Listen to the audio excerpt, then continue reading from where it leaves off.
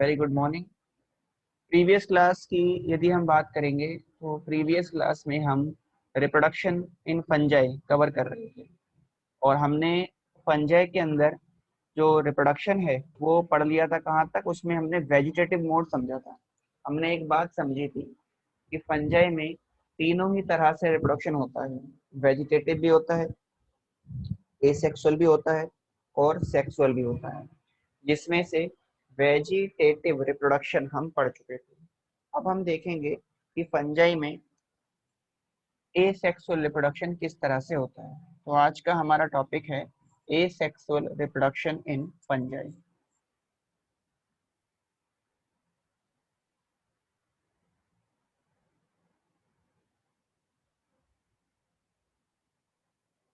Asexual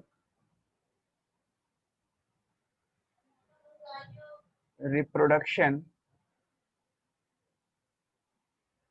इन fungi. Asexual कैसे होता है? तो ये जो एसेक्सुअल रिप्रोडक्शन है फंजाई के अंदर, ये होता है by by spore formation. Fungi में स्पोर फॉर्मेशन के द्वारा एसेक्सुअल रिप्रोडक्शन होता है। फंजाई में स्पोर बनते हैं और उससे फंजाई जो है वो रिप्रोड्यूस करेगा। ठीक है।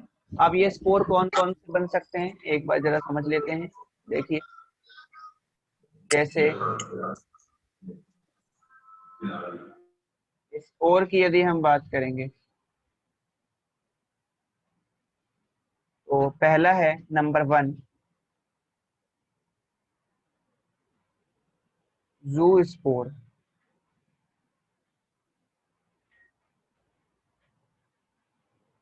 फंजाई में जू स्पोर्स बनते हैं। जू स्पोर्स एक तरह के एंडोस्पोर होते हैं। एंडोस्पोर का मतलब क्या है? इसका मतलब है these spore are present inside the fruiting body. ये एक स्ट्रक्चर में देखे जाएंगे और उस स्ट्रक्चर को हम फ्रूटिंग बॉडी बोलते हैं, जिसके अंदर स्पोर रहता है। तो फ्रूटिंग बॉडी के अंदर देखे जाते हैं स्पोर। और जो जू स्पोर होते हैं ये मोटाइल होते हैं। They are motile. मोटाइल मतलब मूवेबल होते हैं। और मूवेबल के लिए या मोटाइल होने के लिए इनमें फ्लैजिला देखा जाता है। तो दे हैव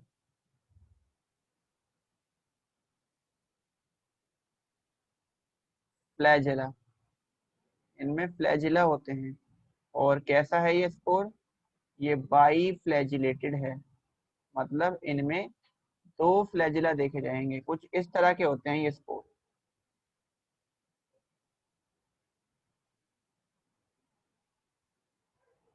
ये है जू स्पोर। तो ये बाई फ्लैजिलेटेड होता है। ठीक है। और एक बार जरा हम यदि हम फ्रूटिंग बॉडी की बात करें तो कुछ इस तरह से रहेगा ये।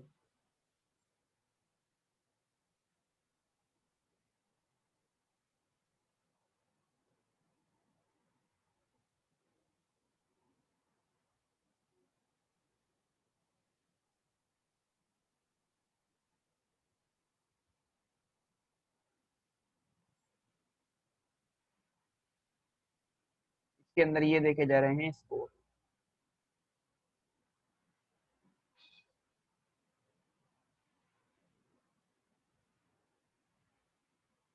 ये ब्रेक होगा, स्पोर यहाँ से रिलीज हो जाएंगे और रिलीज होके जब एयर करंट के द्वारा डिस्पर्स होंगे तो इनसे नए ऑर्गेनिज्म की, नए फंजाई की फॉर्मेशन हो जाएगी। ठीक है। ये हो गए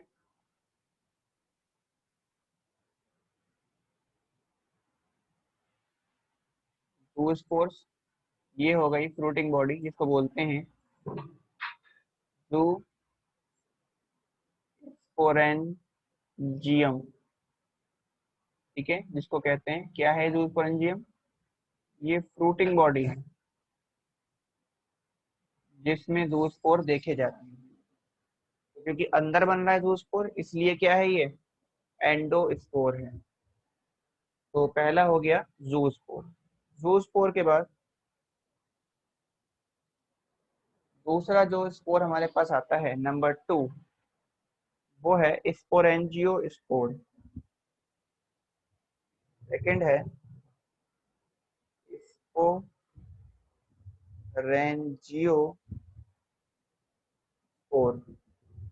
ये भी एक तरीके का एंडोस्पोर है।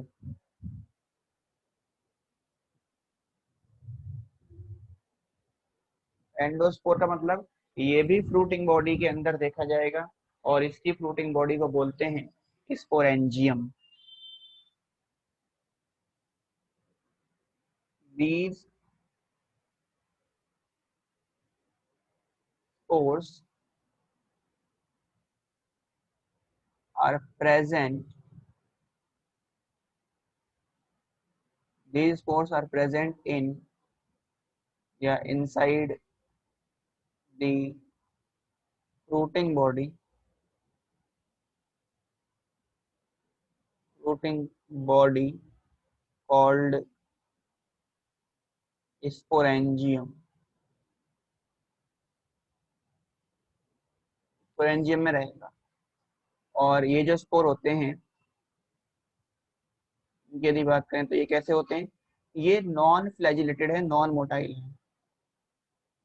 They are non flagellated.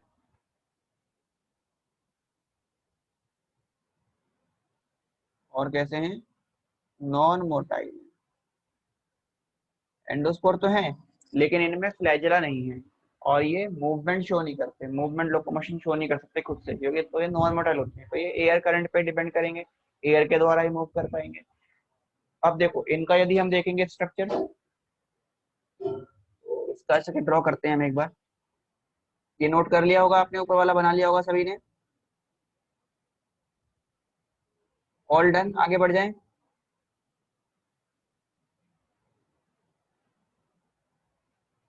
देखिए, यदि स्पोरेंजियम स्पोरेंजियोस्पोर को देखेंगे,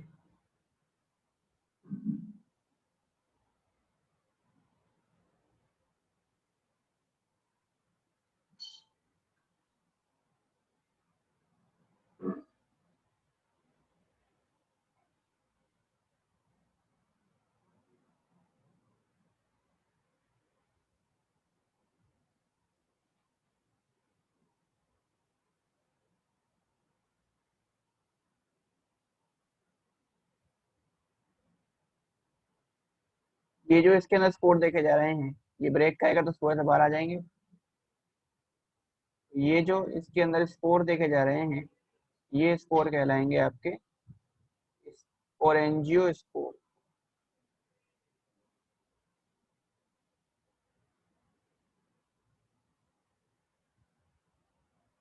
और इनमें फ्लैजेला नहीं देखा जा रहा, इसलिए ये कैसे हो गए हैं, नॉन मोटाइल। ये हैं स्पोरेंजियोस्पोर, और जिस स्ट्रक्चर में है वो है इसकी फ्रूटिंग बॉडी।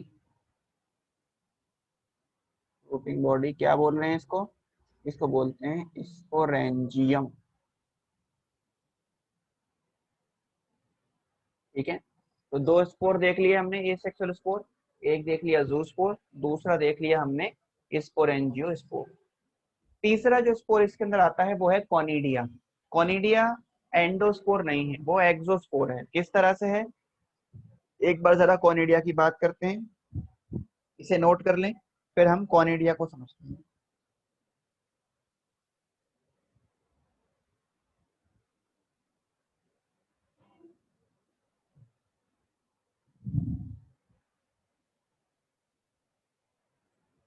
चलिए डन, ये बना लिया, आप सभी ने नोट कर लिया है, कोई डाउट नहीं है इसमें।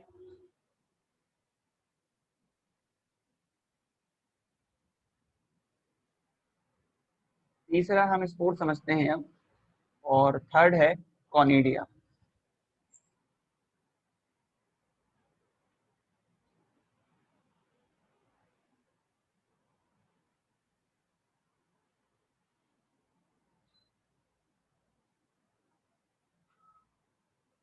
ओनिडिया एक्सोस्पोर है।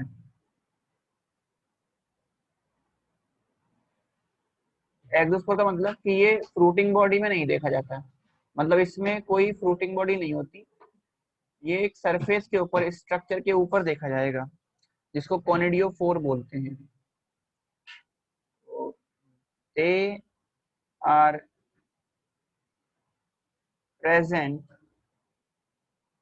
आउटसाइड, ये आउटसाइड देखा जाता है, over a structure, over A structure called conidiophore.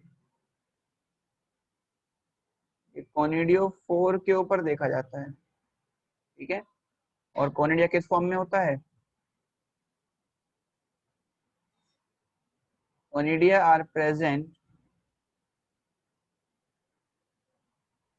In a chain form, ये एक चेन फॉर्म में देखा जाएगा। कोनिडिया की यदि बात करेंगे तो ये नॉन फ्लैजिलेटेड है और नॉन मोटाइल है। दे आर नॉन मोटाइल और दे आर नॉन फ्लैजिलेटेड। और इसका सबसे अच्छा एग्जाम्पल, इसका एग्जाम्पल याद रखना है, ये किसमें देखा जाता है? ये देखा जाता है पेनिसिलियम के अंदर। तो एक बार हम इसका स्ट्रक्चर बनाते हैं कोनिडियो फोर का। देखो, कोनिडियो फोर का स्ट्रक्चर बनाएंगे और उसके ऊपर फिर कोनिडिया बनाएंगे। तो सबसे नीचे तो ये देखा जाएगा, जो स्ट्रक्चर है, जो स्टाल्क रहेगा, रिसीनी, रिसीनी के ऊपर फिर जो लॉन्ग स्ट्रक्चर देखे जाएंगे, ये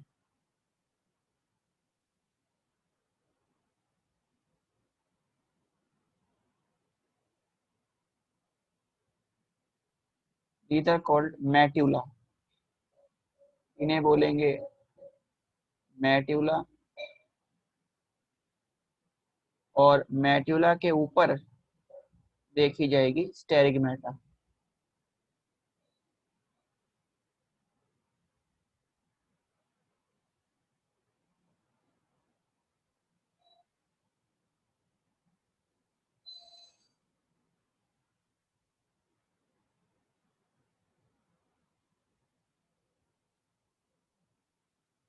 मैट्यूला के ऊपर जो ये स्ट्रक्चर देखा जा रहा है, इसको बोलते हैं हम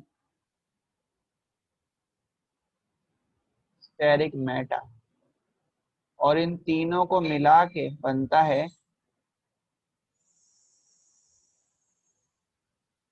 कोनिडियोफोर,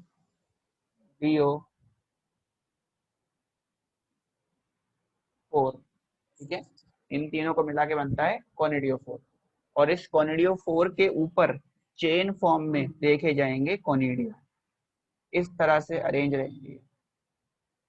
जो स्पोर चेन फॉर्म में इसमें देखे जा रहे हैं, ये कहलाते हैं कोनिडिया। तो कोनिडिया एक्सोस्पोर हो गए, बाहर देखे जा रहे हैं, किसी फ्लोटिंग बॉडी के अंदर नहीं है, इसलिए इनको हम एक्सोस्पोर कहते हैं।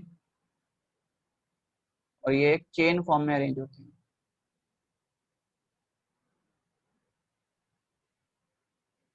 ये कहलाएंगे कोनिडिया,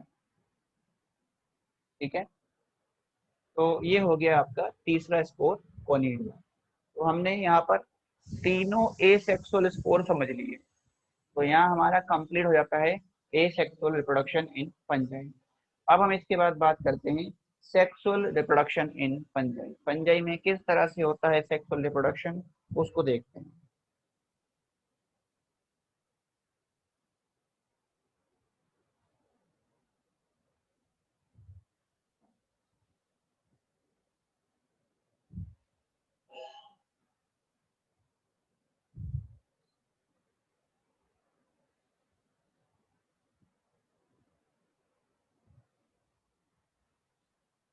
चलिए तो बात करते हैं सेक्सुअल रिप्रोडक्शन के बारे में।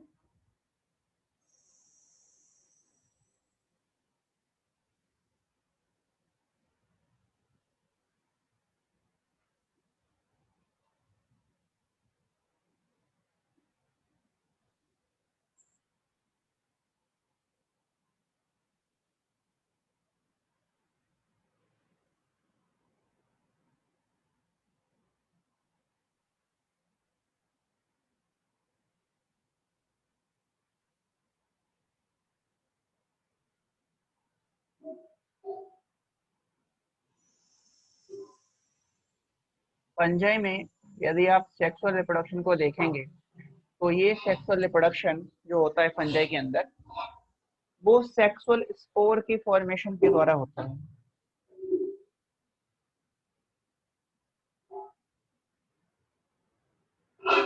It is takes place by formation of sexual spore. Fungi में सेक्सुअल स्पोर बनते हैं जिनके द्वारा सेक्सुअल रिप्रोडक्शन होगा, और अलग अलग फंजाई में स्पोर को अलग अलग नाम दिया गया है। देखते हैं एक बार किस फंजाई में कौन सा स्पोर है। देखिए, सबसे पहले हम बात करते हैं ओमाइसिटीज की। तो जो ओमाइसिटिस है इनमें होता है बाय oospores के द्वारा। दूसरा है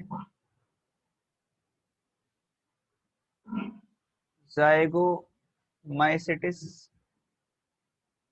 इनमें होता है बाय जाइगोस्पोर के द्वारा। जाइगोस्पोर के लिए एक खास बात है कि ये कैसे बनते हैं। दे आर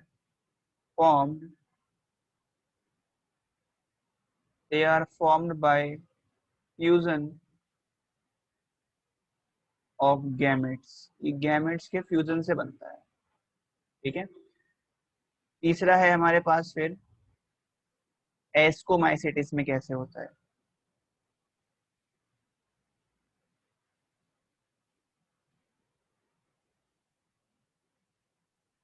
एस्कोमाइसिटिस में होता है बाय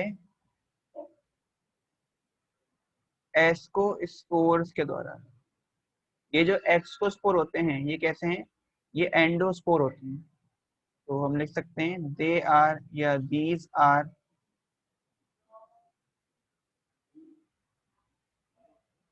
एंडोस्पोर, और ये कहते हैं these are non motile and non flagellated. Non motile हैं और नॉन फ्लैजिलेटेड हैं, और क्योंकि ये एंडोस्पोर हैं तो एक फ्रूटिंग बॉडी के अंदर देखे जाएंगे। They are present in fruiting body called ascocarp. ये जिस फ्रूटिंग बॉडी में होते हैं उसको एस्कोकार्प बोलते हैं, और हर एक एस्कोकार्प में 8 एस्कोस्पोर देखे जाएंगे। Each ascocarp has 8 ascospore. 8 spore होते हैं एस्कोकार्प के अंदर। ठीक है, एक बार जरा इसका बना के देखते हैं स्ट्रक्चर। तो कुछ उस तरह से बनता है ये। देखिए, इसमें सबसे नीचे तो रहेगा ये स्टाल्क। स्टाल्क के ऊपर रहेगा ये फ्रूटिंग बॉडी, जिसको बोल रहे हैं एस्कस। ठीक है, ये एस्कस हो गया। एस्कस कैसा है, ये सैक लाइक है, इसलिए इनको सैक फंजाई भी बोला जाता है। और इनके अंदर रहेंगे ये स्पोर। 1 2 3 4 5 6 7 8, अंदर ये 8 एस्कोस्पोर देखे जा रहे हैं। ये हैं एस्कोस्पोर, जो कितने हैं, ये 8 होते हैं। ठीक है, 8 इन नंबर है, और ये कंप्लीट स्ट्रक्चर स्टाल्क और एस्कस को मिला के बनता है एस्कोकार, ये फ्रूटिंग बॉडी। और इनको क्या बोलते हैं एस्कोमाइसिटिस को, एस्को mycetes are also called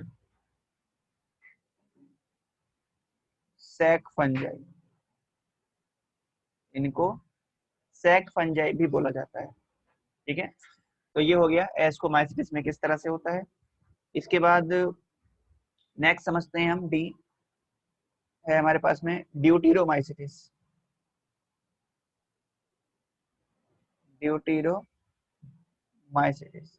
तो इनके अंदर सेक्सुअल रिप्रोडक्शन नहीं देखा जाता है। दे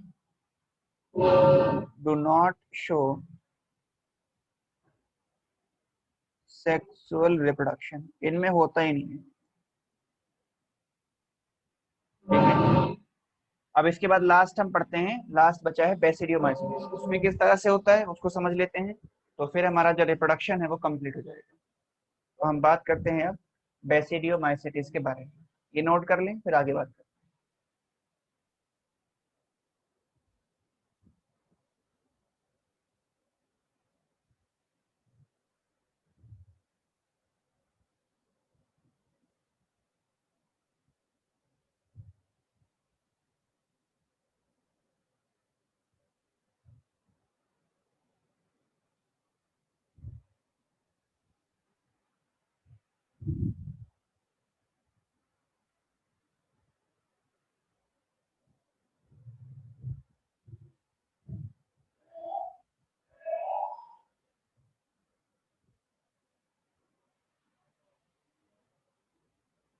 चलिए डन।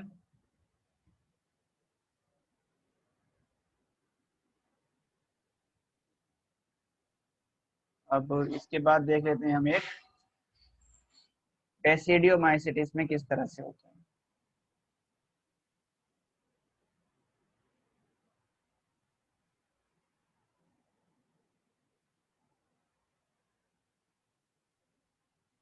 बेसिडियोमाइसिस इनमें होता है बाय बेसिडियोस्पोर्स के द्वारा। जो ये बेसिडियोस्पोर्स हैं ये भी कैसे होते हैं, दे आर एक्सोस्पोर, ये एक्सोस्पोर होते हैं। ये किस पे देखे जाते हैं, दे आर फाउंड ऑन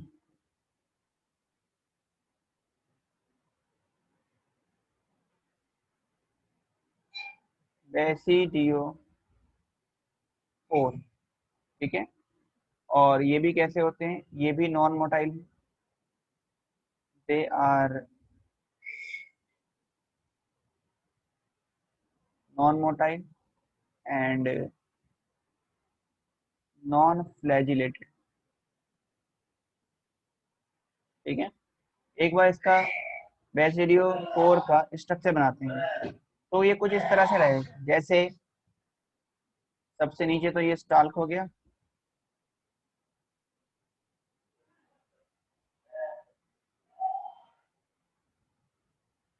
और स्टाल्क के ऊपर ये देखा जाएगा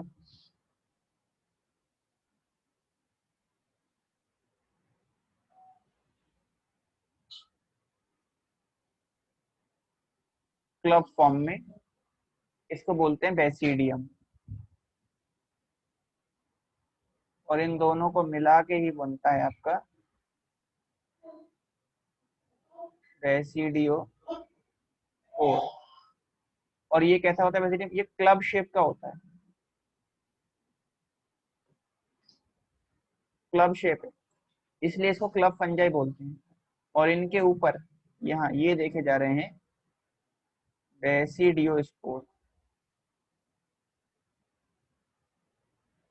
ये हैं बेसिडियोस्पोर। तो इनको क्या बोलते हैं, दे आर ऑल्सो कॉल्ड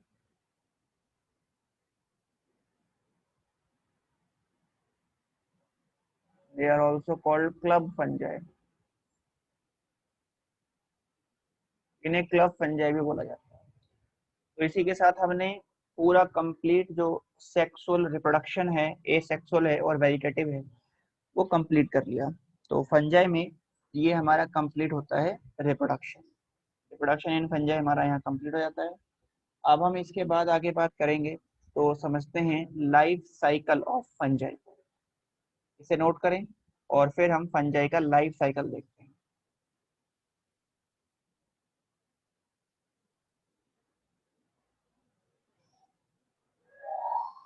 चलिए तो बात करते हैं life cycle of fungi.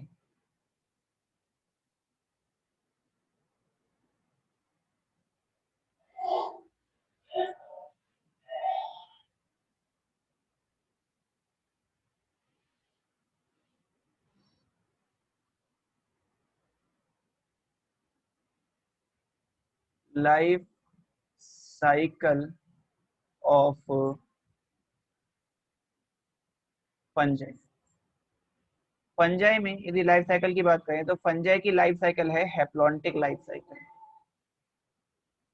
They show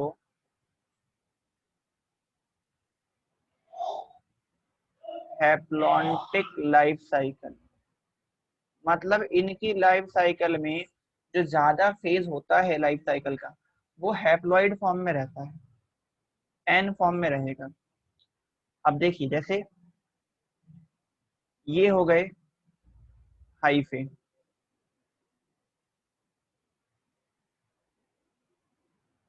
hyphae के दो स्ट्रैंड होंगे, ठीक है, दो स्ट्रैंड होंगे हाइफे के, एक मेल एक फीमेल, एक को पॉजिटिव और एक को नेगेटिव मानना है। ये न्यूक्लियस हो गया इसके अंदर। ये हो गया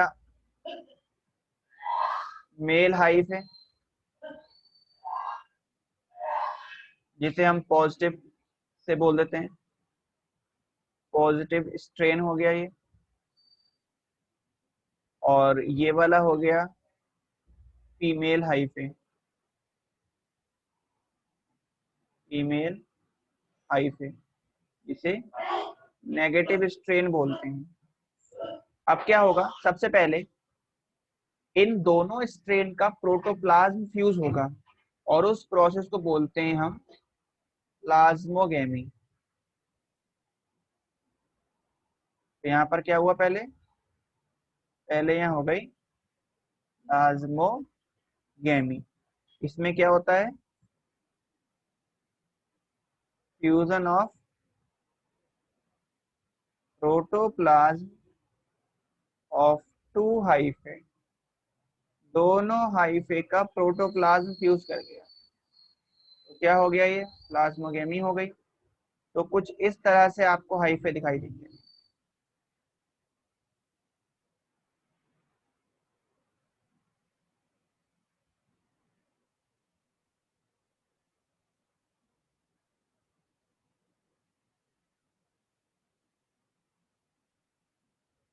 अभी न्यूक्लियस फ्यूज नहीं हुए हैं, सिर्फ प्रोटोप्लाज्म फ्यूज हुआ है। इसके बाद क्या होगा, अब इसमें होगी कैरियोगेमी। अब होगा कैरियोगेमी, इसका मतलब है fusion of nucleus, nucleus fuse कर जाएगा।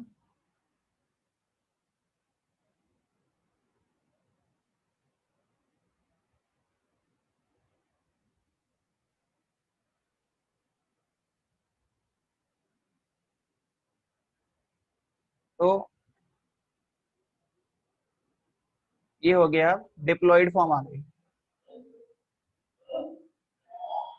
ये डिप्लॉइड फॉर्म आ गई, ठीक है। डिप्लॉइड स्टेज के बाद क्या होगा, अब इसके अंदर स्पोर फॉर्मेशन होगी।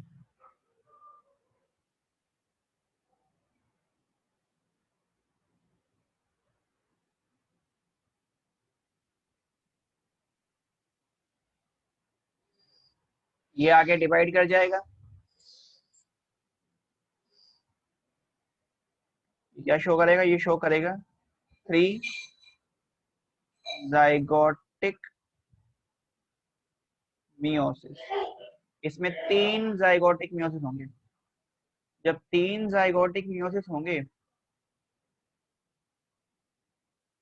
तो इसमें क्या होगा, स्पोर बनेंगे, स्पोर बनेंगे। और ये स्पोर किसके अंदर बन रहे हैं, ये स्पोर जिस स्ट्रक्चर में बन रहे हैं उसको बोलेंगे फ्रूटिंग बॉडी। किसमें बन गई ये फ्रूटिंग बॉडी में बन गए स्पोर।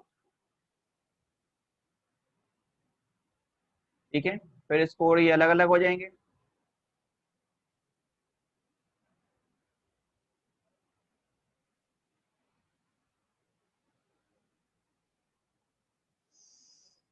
ये बन गए स्पोर, 8 स्पोर बने हैं। और ये स्पोर अब ग्रो करेंगे, डेवलप करेंगे और नया हाइफे बना लेंगे।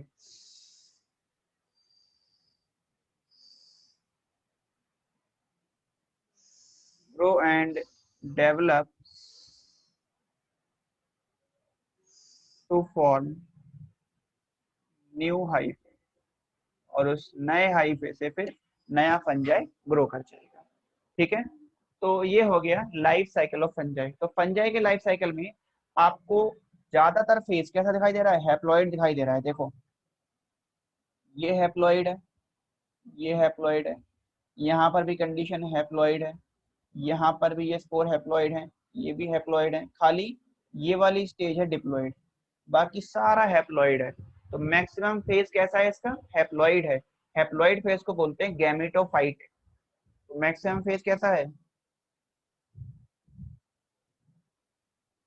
गैमेटोफाइटिक है। ठीक है, इसलिए हम बोलते हैं कि ये हैप्लॉन्टिक लाइफ साइकिल शो कर रहा है। ज्यादातर फेज कैसा है, हैप्लॉइड है। एक और बात हम समझ सकते हैं कि जो ये हैं आपके एस्कोमाइसिटिस और बेसिडियोमाइसिटिस, उनके अंदर हमेशा आप याद रखिएगा उनमें डायकैरियोन या डायकैरियोटिक फेज देखा जाता है। In ascomycetes and basidiomycetes dikaryon and dikaryotic phase